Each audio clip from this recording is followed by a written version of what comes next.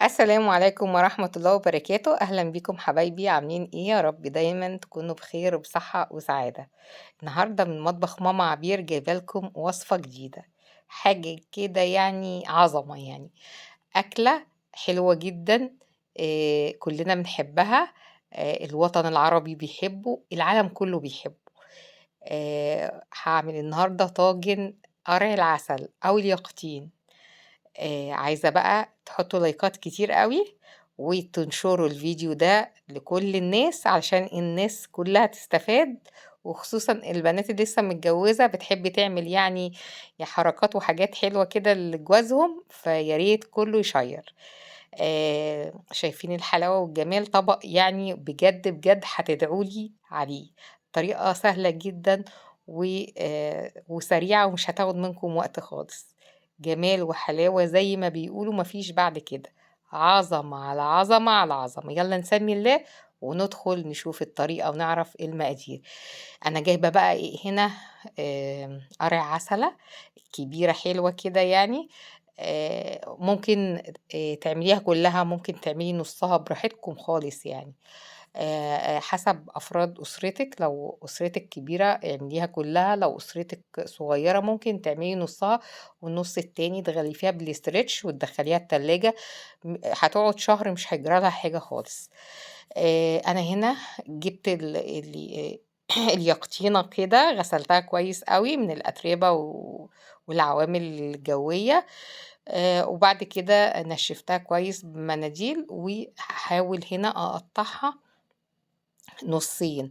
ممكن الحريف بقى عايز يقطّعها من برّه كده، يعني يشيل القشرة الخارجية من برّه ويقطّعها ما فيش مشكلة، عايزين تقطّعوها زي ما أنا باقطّعها ما فيش برضه مشكلة. زي ما أنتم شايفين كده أنا باحاول طبعًا طبعًا يعني أنا قطّعتها بسكينة زي ساطور كدهوّة، طبعًا قطعت إيدي للأسف الشديد والحمد لله ربنا ستر. بُصّوا إيدي وصُبعي راحوا في داهية بصراحة، بس الحمد لله جات سليمة يعني. أنا هنا بعد ما قطّعتها نُصّين، باجيب بقى معلقة وباشيل اللِّب، يعني القلب من جوّه كده بيبقى فيه لِب وألياف وكده، باشيل كل اللِّب ده طبعًا في طبق، يعني في ناس بتاخده يعني بتنشّفه في الشمس وبعد كده بتقزقزه لِب عادي يعني، وفي ناس بترميه يعني براحتكم يعني. بعد كده أنا بافضّيه كويس أوي، وبعد كده باحاول يعني أقطّعه بالسكينة آآ التقطيعة اللي تحبوها. يعني في ناس بتاخد يعني بيقطّعوها قطع مربعات، في ناس بيقطّعوها بالطول، في ناس يعني بُصّي هي وصفات كتير أوي، اليقطين ده بيتعمل ليه كذا وصفة. يعني في ناس بتاخده تسلقه وتضربه في الخلاط وتعمله زي المهلبية كده وبيبقى جميل أوي وبيدخّلوه في الفرن زي أي طاجن بيدخل الفرن. وبرضه بيحطّوا عليه مكسّرات وبيبقى طعمه لذيذ جدًا. وفي ناس بتعمله البشاميل، برضه بتسلقه وبتعمله بالبشاميل العادي بتاعنا الحلو اللي إحنا بنعملوه، وبيبقى لذيذ جدًا. ناس بتحُط عليه مكسّرات، ناس بتحُط عليه جوز هند، أي حاجة عندكم ممكن تضيفوه، ناس بتعمله سادة ما فيش أي مشكلة برضه.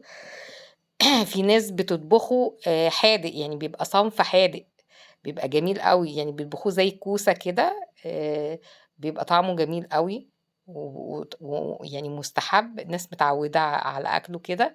فالأكل اليقطين ده ليه كذا طريقة.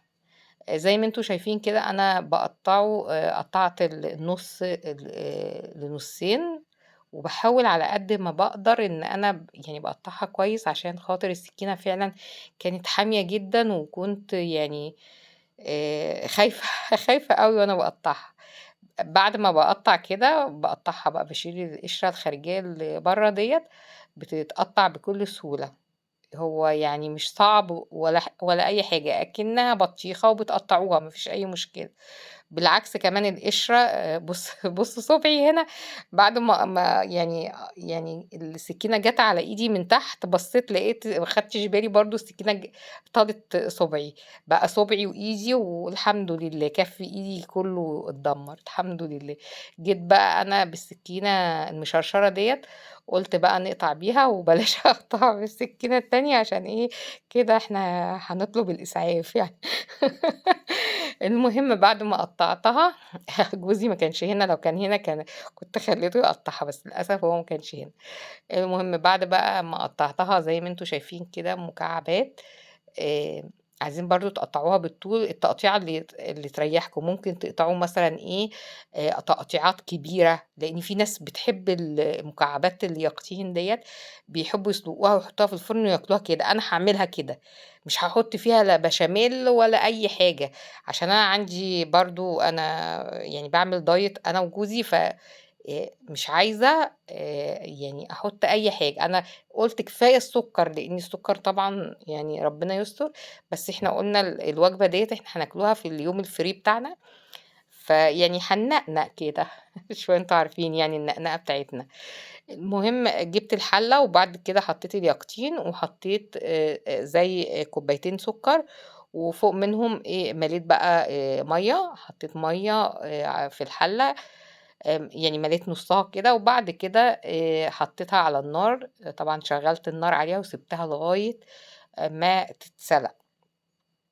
هنا في الوقت بتاع السليق ده، بقيت أشيل الريم اللي بيطلع منها، وبعد كده هاضيف بقى ليمون عشان أنا عايزة اليقطين يبقى طعمه لذيذ، وحطيت معلقة قرفة، أنتم ممكن ما تضيفوش قرفة عادي خالص ما فيش أي مشكلة، بس أنا ضِفت قرفة عشان القرفة بتدّي لليقطين طعم لذيذ جدًا، جدًا جرّبوها وفعلًا هتعجبكم، ممكن تحطّوا حبّايتين هيل حبّهان يعني، برضه بيدّي طعم لذيذ جدًا، ممكن تحطّوا زنجبيل، يعني بُصّوا أنا باقول لكم البهارات ديّة على أساس البهارات ديّة بتدّي زي نكهة كده لليقطين، فلو أنتم ما بتحبوهاش ما فيش أي مشكلة يعني مش شرط تحطّوها، أنا باقول لكم إن البهارات ديّة بتخلّي الطعم ألذ وأجمل، وحتى لو حد بياكل يقطين برّه، هتلاقوا برضه بيحطّوا البهارات ديّة بتبقى جميلة أوي. جِبت عندي طاجن بقى بايركس، بدأت بقى أطلّع المكعبات اليقطين ديّة أحطّها في البايركس وكنت مشغّلة الفرن على 190 وزي ما أنتم شايفين كده قعد ساعة إلا ربع جوّه، بُصّوا يعني أخد لون جميل أوي، اللون الدهبي اللذيذ المحمر دوّة، يعني مش قادرة أوصف لكم الطعم والجمال والحلاوة، فعلًا، فعلًا ما فيش أجمل من إنِّك تعملي الحاجة في بيتِك. لو عجبكم الفيديو ما تنسوش تعملوا لايك.